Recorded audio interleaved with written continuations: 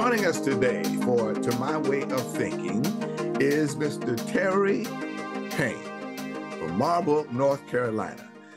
He first came to my attention by his email blogs under the name of Mr. Snipe 1945 on a variety of topics that are of interest to our country and to us as individuals.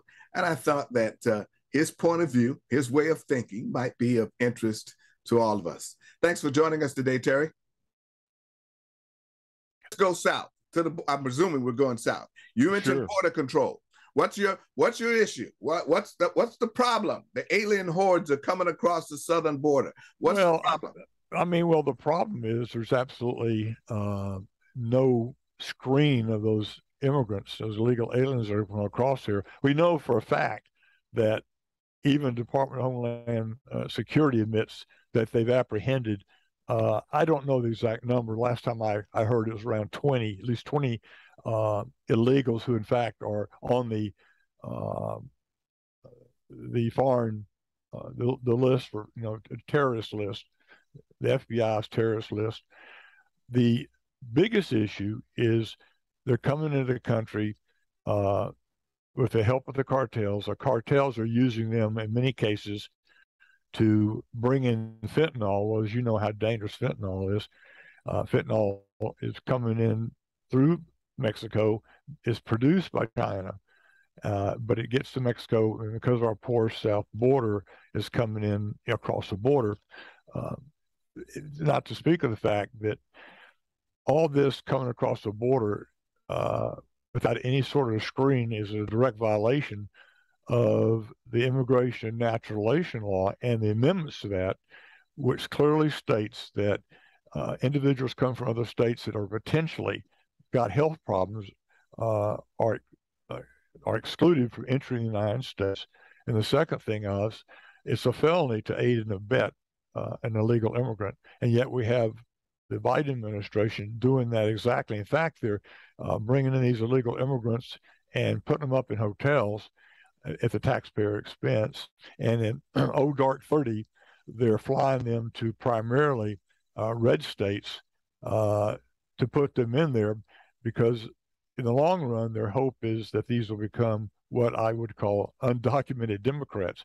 I think it was Rich, and you probably remember this because this happened recently. The mayor of New York and the mayor of Washington, D.C. have now started complaining that the illegals are showing up in their cities, and they don't like it. I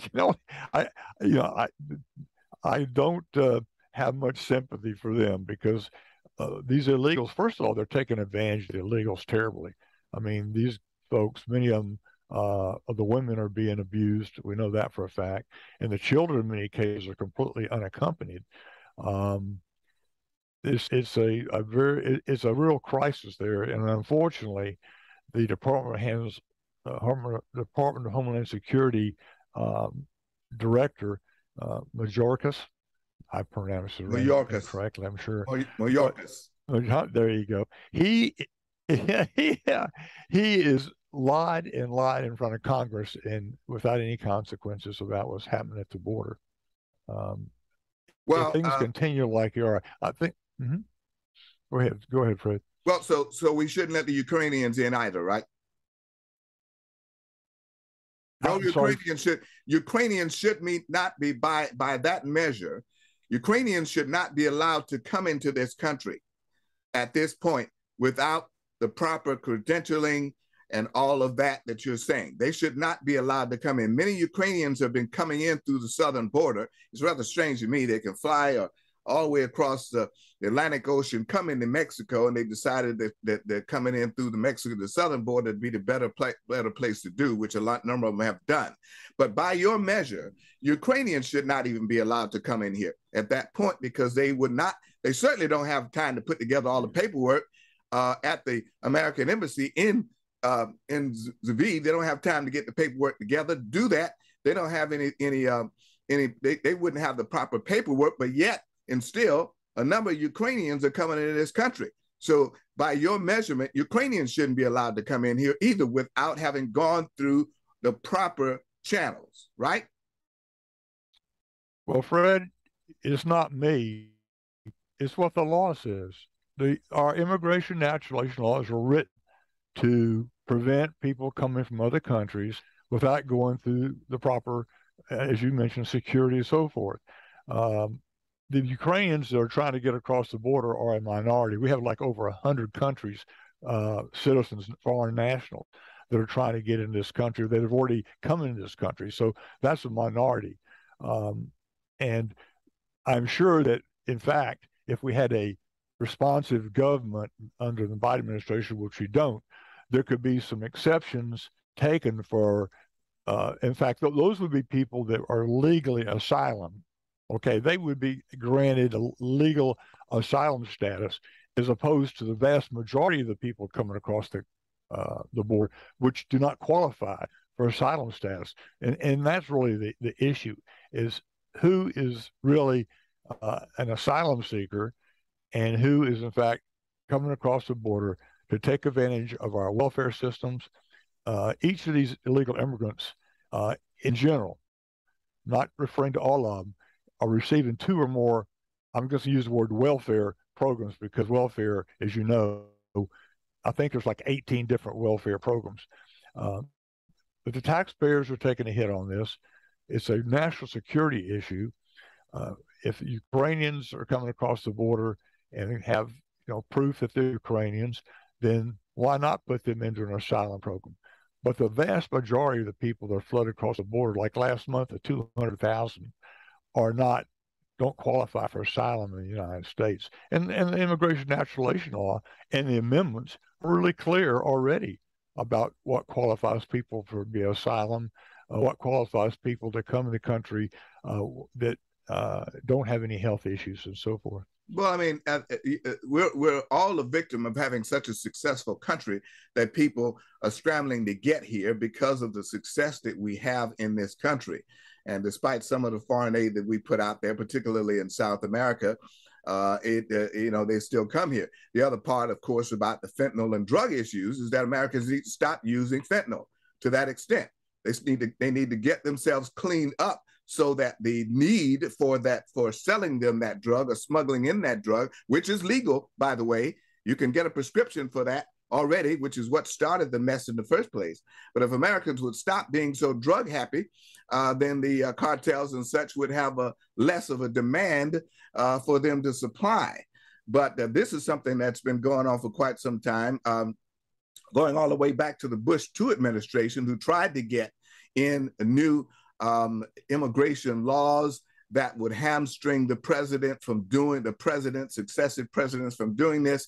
Those laws have failed. Any new immigration laws have failed to pass through Congress, which is why President Trump, of course, tried to put up the Great Wall of South America to stop this. And it didn't stop anything, because if you build a wall, they'll dig under it, they'll fly over it, they'll cut through it, which is what they've done. And the cartels were already digging tunnels long before any wall was up. It has to do with people and helping them from wherever they are to get this done. And we in America don't have enough people to stop all of what's going on at the border. We don't have enough people to do the border control. Florida, the governor of Florida, even sent some of his National Guard troops to the border a month or so ago, at great expense to the people of Florida, to help stave the alien horde from coming across. So all he did was waste money and solidify his bona fides for running for president in 2024. But I just don't. I think a much more generalized policy has to be put together between the presidency and Congress in order to make this work. If you're right, if you just depend upon the president's office to do it, he's going to do whatever they think is necessary to do while they're in office. And the next president comes in, he does something entirely different. We've got to have a general policy that is agreed upon by our branches of government in order to stave this alien horde. It is going to continue until we get a general policy in place to stop it. Folks are going to come here. Well, we don't need a general policy Fred. We already have laws after laws after law. The issue is the Biden administration is ignoring the law. It's not the Biden administration is not ignoring the law. They're going by, if the Border Patrol agents and the Immigration Service that are there are taking people through the process. Nobody's just walking through the gates. I've been to Laredo, Nuevo Laredo, and Laredo at the border crossing. Nobody's just running across the border. You have to show it. But if you're able to get across the Rio Grande, where there are no Border Patrol agents patrolling 24 hours a day in the middle of the night, if you're willing to run that risk of getting across there, then you got here. But if you're coming across the border where we have sections checked, nobody's letting them through willy-nilly. They have to wait in Mexico. In fact, the court just ruled that the wait in Mexico policy, I think, is going to have to, Biden's got to abide by that. So they've got to wait. But if you're able to sneak across, get across, whatever way you want to get across, they're going to continue to do that as they've done for dozens of years now. But there's no indication that the Biden administration has decided just let people come through here willy-nilly. That's simply not true. That's simply not true. People are coming across any way they can. Well, the truck that was just found in San Antonio, loaded up, that 18-wheeler truck that was loaded up with what we presume to be illegal folks here, that had nothing to do with the Biden administration. It has to do with coyotes and other people, many of them Americans, who are hauling folks across that border for economic purposes. Well, my comment to you is, first of all, you're absolutely wrong that walls don't work. If that's the case, why does Nancy Pelosi have a wall about her residence? Why does the White House have a wall around it? The wall was working under Trump. The wall was constructed exactly so they couldn't build tunnels under it, and it was fitted with electronic devices so the Border Patrol could go to weak areas. Under the Biden administration, he has removed billions of dollars of money from supporting the Border Patrol. Many of the Border Patrol agents that in the past were, as you said, were going between the ports of entry to apprehend illegal aliens and save many of them from the heat. I lived out in San Diego, so I'm very familiar with the issue. For 20 years, I lived in San Diego. He's removed that money. We have so many of these agents that were formerly, Border Patrol folks now are changing diapers on illegal aliens' babies, as opposed to, which is a humane thing to do. I'm not saying that's a bad thing. Well, I didn't say I didn't have a problem. What I'm saying is, if they're going to have Border Patrol agents sidelined, that's not their job. Red Cross, whoever. If they're going to have facilities set up to do that and have proper personnel, Border Patrol agents who are law enforcement folks are not the proper people to do that. But hey, let me real quickly want to get back a little bit to some of the issues here, and also I think you and I share a common view of Congress, and I'll read something, a verbatim thing, because I don't want to miss it, don't want to paraphrase it, but I am a constitutional conservative. I'm not a Republican. The Republican Party left me years ago. And the only reason I got back engaged in sending out emails on political issues and everything is because I went to several of President Trump's rallies. President Trump was never a perfect president. There has never been a perfect president. And I disagree with a lot of what his policies were, mainly because the people he chose to execute them were the improper people. But I do believe that, well, I'm just going to read this to you, see what you think about what I'm saying. This is an op-ed. This has to deal with where the country is, what the big view of the country is. And this was an op-ed, and I'm going to repeat it. This gentleman is Joe Hoff. You probably heard of him. He's a political, he has a radio show. He's also a political commentator, writes articles and everything. Anyway, he wrote in a recent articles that continue to vote, but don't expect the predicted electoral red wave of congressional Republicans to change the status quo in Washington, D.C.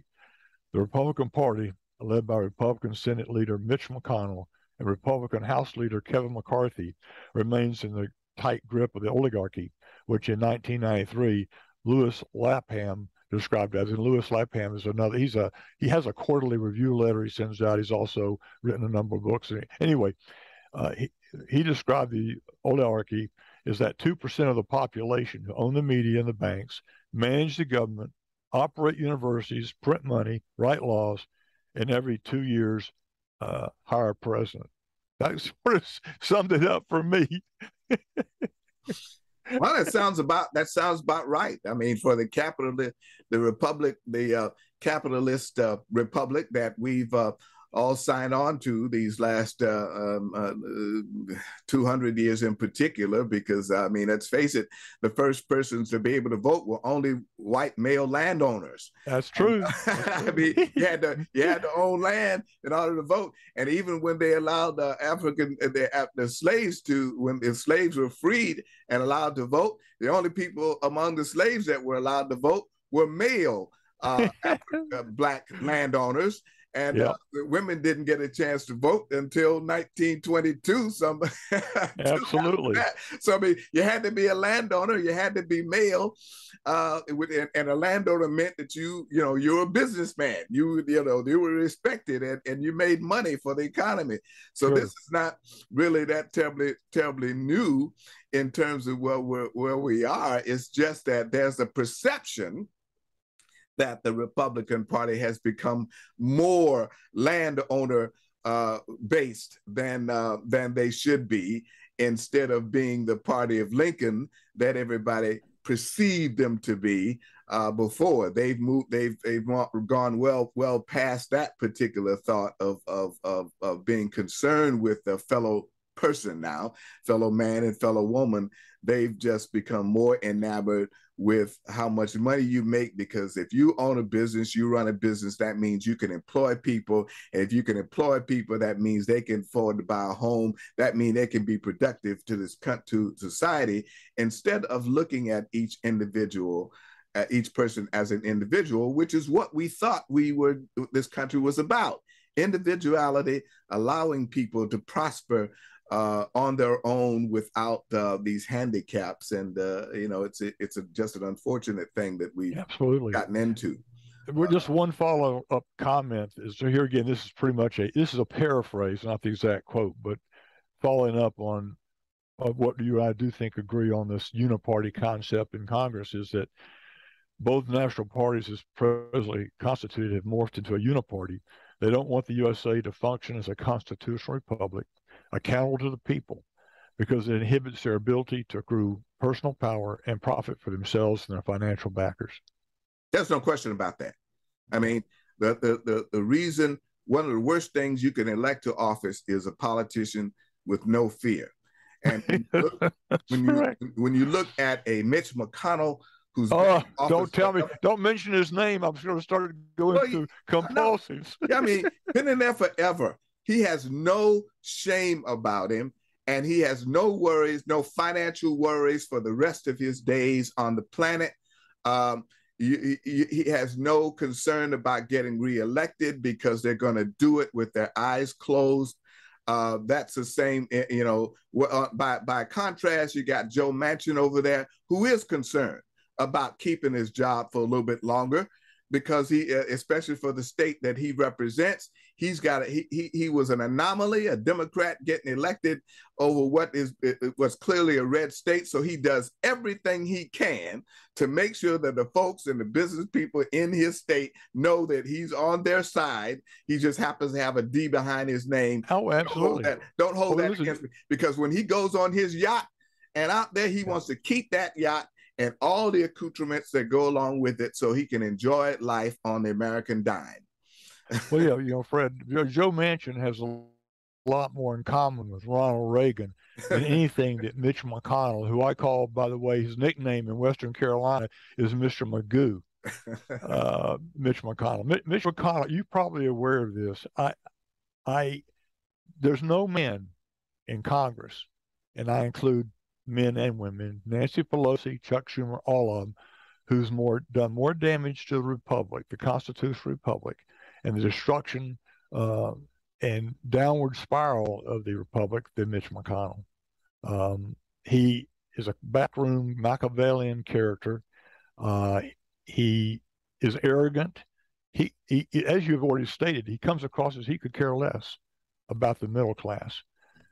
he doles out money from his PACs to what I call fake Republicans in order to and keep him in power. Um, did you know that Mitch McConnell has as many business relationships with the Chinese communists as it appears Joe Biden did, or at least certain Joe Biden's son Hunter does? McConnell's brother-in-law, McConnell's uh, father-in-law and mother-in-law started a business, a big maritime bulk container business called Foremost Maritime Corporation. It's the biggest bulk carrier in the United States. It's chartered in New York, but all the uh, sailors on it are in fact Chinese, and 70% of their work is carrying ore, from to and from China. I think they have like 33, 36 ships, something like that. His father-in-law, Dr. Chow, started the company. Um, within, and the way they have gotten their influence into Mitch McConnell is his father-in-law, Dr. Chow, and his sister-in-law, and also his former mother-in-law, who's passed away by now. They donated up to, we don't know how much, somewhere between 11 and $22 million to Mitch McConnell. Mitch McConnell and his wife Elaine have taken numerous trips to China, and we can say, well, that was for the good of the government, United States government, or was it good for his pandering for his business interests? Within 10 days of Trump, you'll love this one. Within 10 days of Trump being elected in 2016, Dr. Chow, who is still alive, he was appointed to the board of directors of the Bank of China. His sister-in-law, I can't remember her first name. They had like six daughters. Dr. Chow and his wife, Elaine's father and mother, had like six daughters. One of the daughters is now the CEO of the Foremost Maritime Corporation. She sits on. He's not a voting member, but contracting company, shipbuilding contracting company in China. None of that's illegal. It's not illegal, but it certainly as heck is pandering and princelings taking, getting political influence, so that, Mitch McConnell has a lot of power to influence legislation that deals with China. But I thought you'd find that interesting. I certainly did.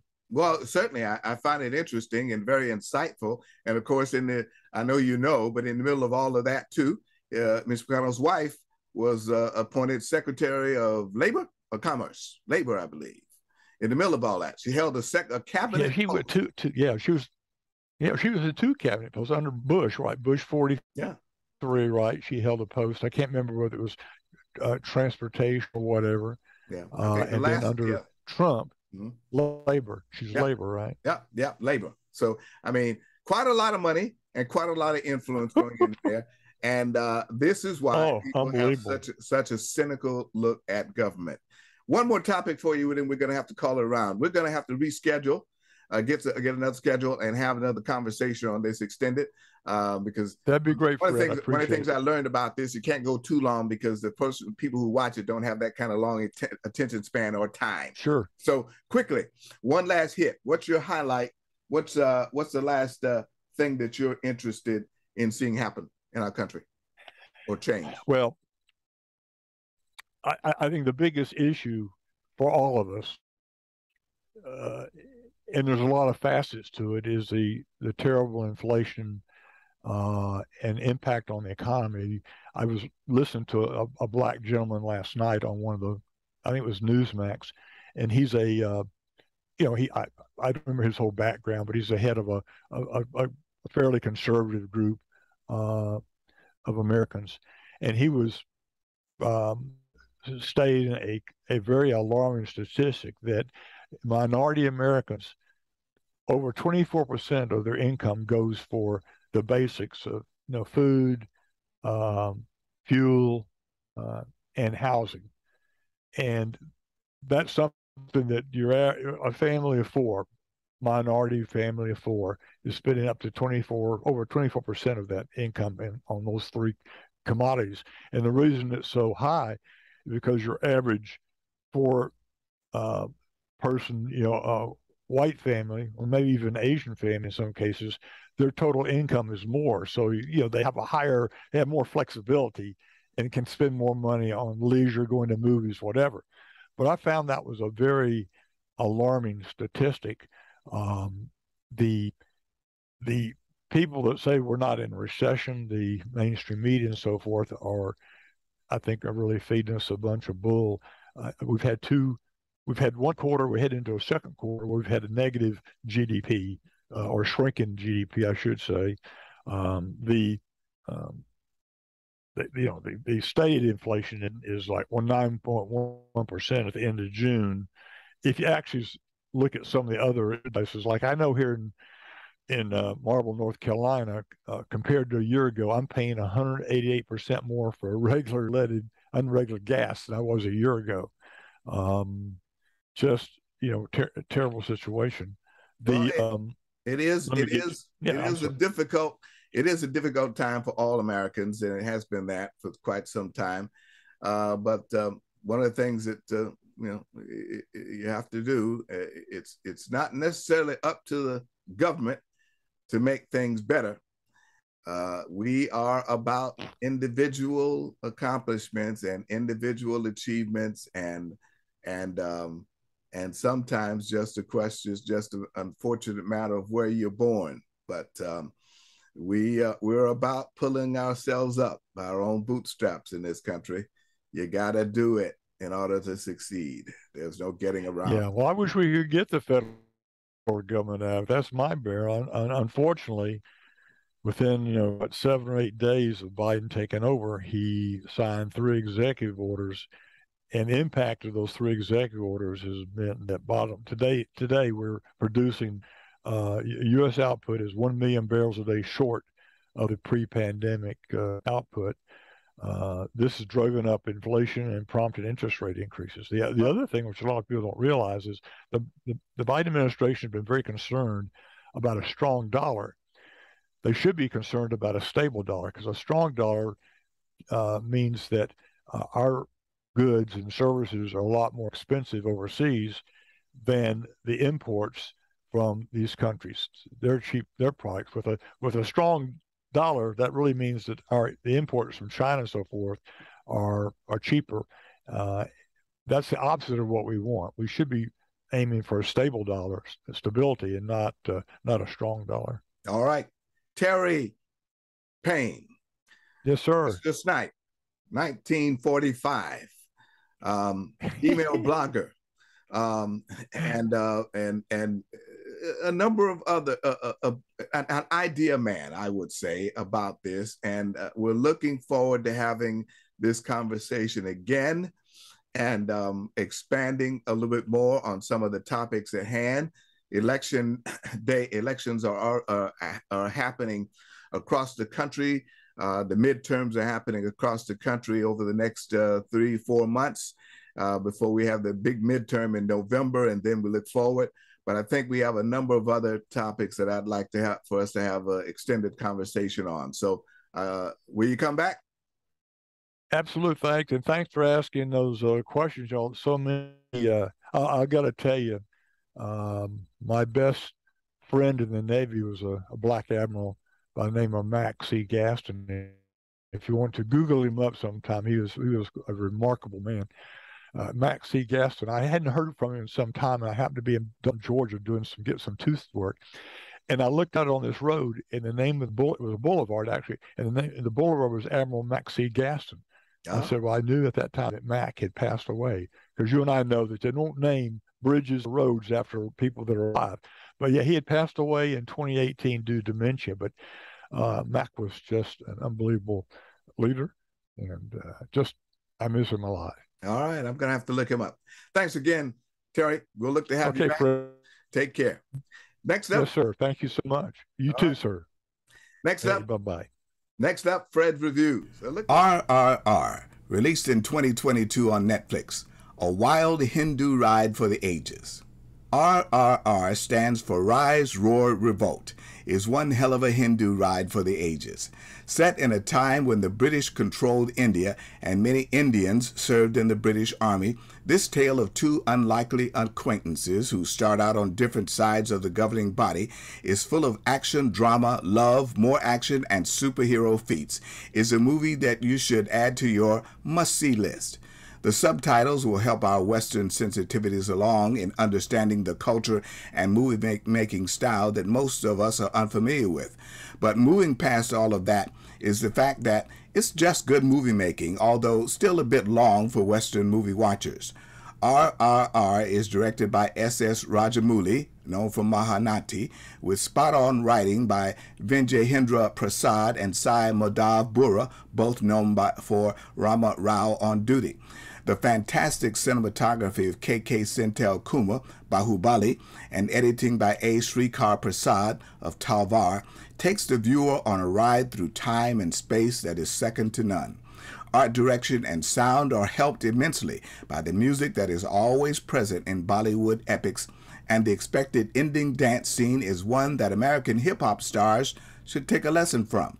It's a long ride at over 3 hours. I took 3 nights to watch it, but each viewing was like a chapter of a book that I just couldn't put down. It's well worth the Netflix subscription, and I would watch it again. RRR, Rise, Roar, Revolt, released in 2022 on Netflix, 8 of 10 stars.